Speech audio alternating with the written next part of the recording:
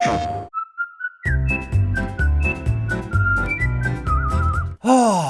80 hours of Death Stranding 2 and the final credits roll. Nice. What are you playing next? Next.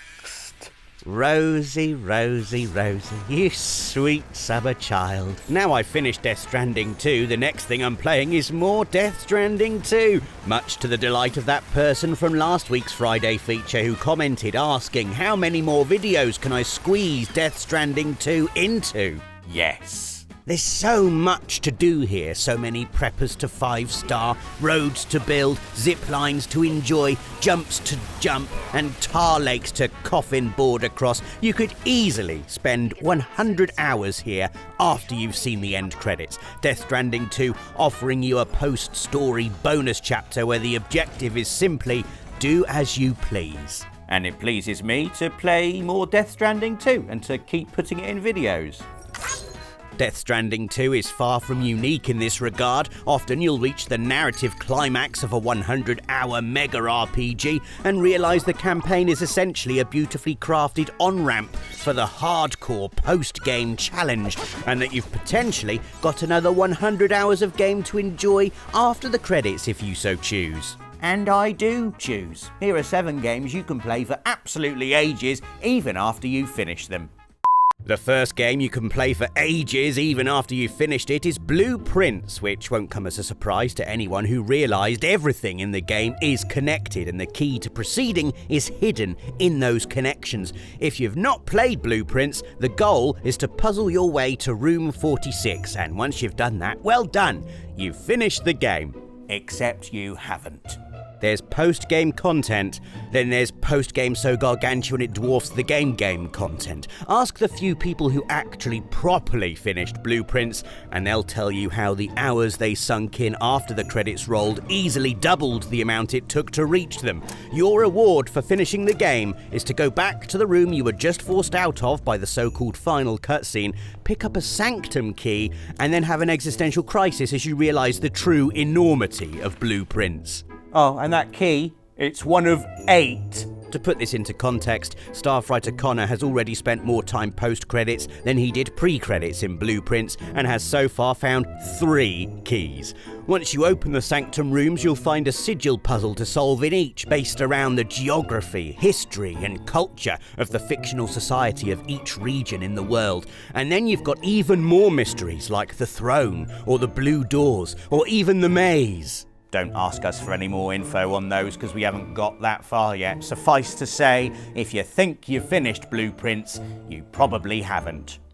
Game you can play for ages after you've finished number 2 is Red Dead Redemption 2. Now, it could be argued that considering the epilogue, something that takes place after the game, is a bit of a stretch, and I kind of get that.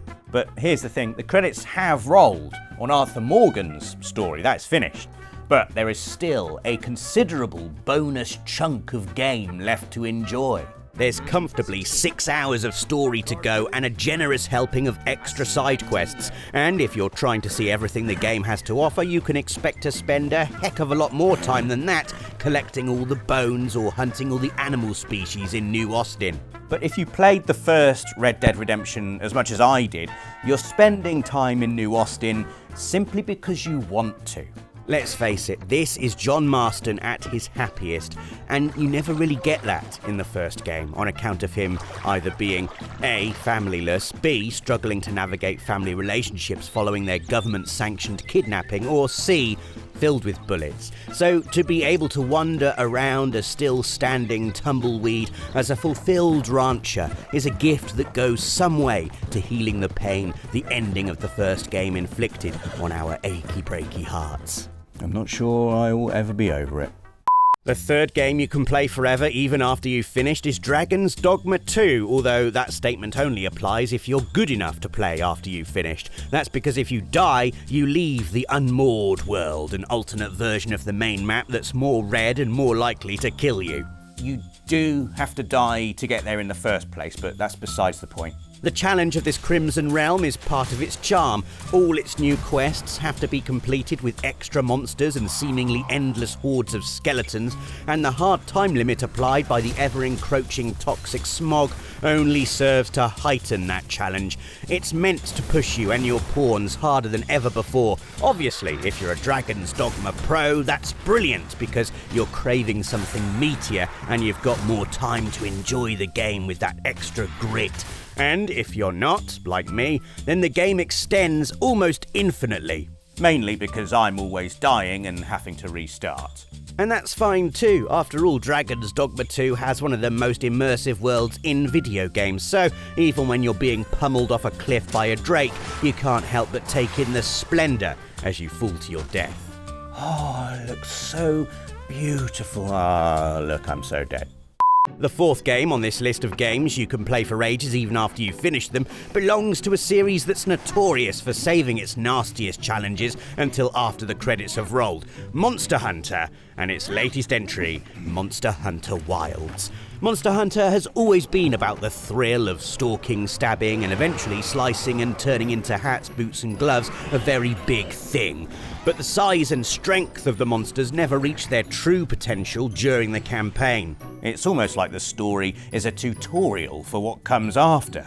And what comes after is a rogue's gallery of mega monsters that will test your dexterity, cunning, and co-op skills to the max. You'll need to be adaptable too, able to swing a variety of weapons without being overly reliant on your tried and tested favourites. I'm definitely guilty of picking just the one weapon and sticking with it the entire game, which is, I guess, what separates noobs like me from pros like you. So the end game offers bigger, badder creatures for bigger, badder hunts, and given the regular updates improving and adding new post-campaign content, you can pretty much play Monster Hunter Wilds until the universe expands into a cold soup of infinite nothing, and still never get bored.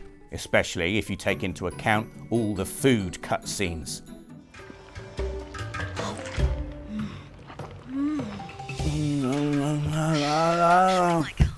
Final Fantasy X is next on the list, and while technically you can defeat all the Dark Aeons and penance before wrapping up the story, these optional super bosses are absolutely there as post-game content. Once I went into the final boss, leveled up enough to fight the Dark Aeons, and I ended up killing Seymour Omnis just by chucking one blitzball at him. The best music track in the game barely got going. Anyway, you beat the final boss, and then you come back and grind until you're strong enough to take down the Dark Aeons. For my money, some of the most spectacularly challenging boss fights in Final Fantasy history. Millions of hit points, exorbitant stats, attacks that will one-shot you to the game over screen faster than a power cut. Getting strong enough to fight the Dark Aeons probably takes as much time as it does to play through the entire story. Hours of grinding, completing the sphere grid, doing all those infernal mini-games to unlock the true potential of your celestial weapons, the Chocobo race, the Thunderbolt dodging, the Macalania Woods butterfly shuffle. When you're done, your party crackles with power. You'll go into fights and auto-dodge, counter-attack overkill before you can blink, the result of hundreds of hours of toil, of which you should rightly be proud. Because I remember how it felt the first time I encountered a Dark Aeon. You know, I thought I was good. I thought I was strong. And this game that I'd loved and laughed at and cried over, just out of nowhere, mercilessly slapped me down. I was really proud when I overcame this on PS2, but they didn't have trophies back then, so there's no way I can technically prove. Change the record! But I did do it on PS2. Oh, I did it on PS2. Hello! Here are 7 jokes I've said over 100 times and that aren't funny anymore, but I'm too creatively dead to think of anything new. You're like the Dark Aeon of Skip. Shut up! Rounding off this list of games you can play for ages even after you've finished is 2016 puzzle masterpiece The Witness. Similar to the first game on this list, there comes a moment where you realise that everything in the world is the way it is for a reason, but it goes one step further in a way that lots of players, i.e. me, won't ever get to experience on account of not being clever enough to see the pattern. The pattern being that even the landscape of the Witness's world is made up of the same kind of puzzles you've spent the last goodness knows how long feeling smug about solving. Like they're just there, right in front of your face, or in some cases in the clouds or under your feet, and you've been obliviously skipping past them this entire time. A circle and a line, a pattern that repeats over and over, something your eye all of a sudden can't help seeing once you know to look. This is proper mind-melting stuff. You know, if you finished The Witness, you'll probably have notebooks full of doodles and puzzle solutions, All while sauntering past the puzzles baked into the very environment. And these aren't secrets that unlock once you've seen the credits. In fact, you could see the credits and go to sleep that very same night, all snuggled up thinking you're so clever, with no knowledge of these patterns whatsoever. The game doesn't tell you, you've simply got to notice. but when you do, you realise the true ending to this game is not where you thought it was. It is somewhere beyond finished. And there are 7 games you can play for ages, even after you've finished them. If you can think of any others, please let us know in the comments. Give the video a like if you've enjoyed it, and subscribe, and hit the notification bell for more videos like this one every Friday. Thanks for watching, and see you next week. Ha! No, that wasn't really the final entry at all. Whatever. This is the true final entry from Yakuza Like a Dragon. Once you've finished the story and battled your way through the final boss alongside Ichiban and co, you'll be rewarded with a text message from the manager who invites you to take on one last challenge, the final Millennium Tower. A nightmare of a dungeon, floor upon floor of battles that will test your turn-based skills to the max. You grind, you level up, you put in the work, you conquer the tower. Yes, you say to yourself, victoriously punching the air, I've conquered the optional post-game super dungeon. I am the Yakuza Master.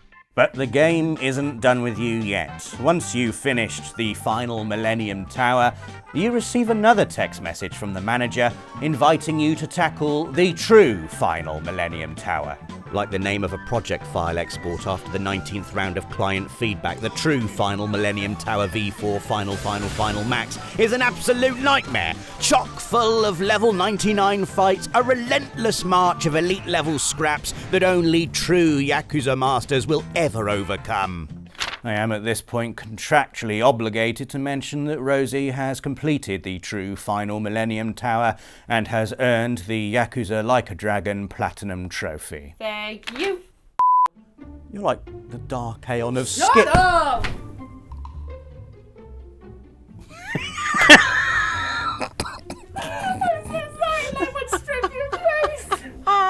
That was great. I saw him fly. Oh, that's going for the face. That was brilliant. That was great. Let's do one more exactly like that. Got it. Loved it. That's it. The video's properly done now. I'm just going to sit here and vamp for a bit. While the subscribe button is on the screen. You can watch last week's Friday feature if you like. It's there. Look, you click it. 7 brilliant weapons you never even used, you fool. Not my best work, but the Drake sword bit was quite funny, I thought. Anyway, bye. PlayStation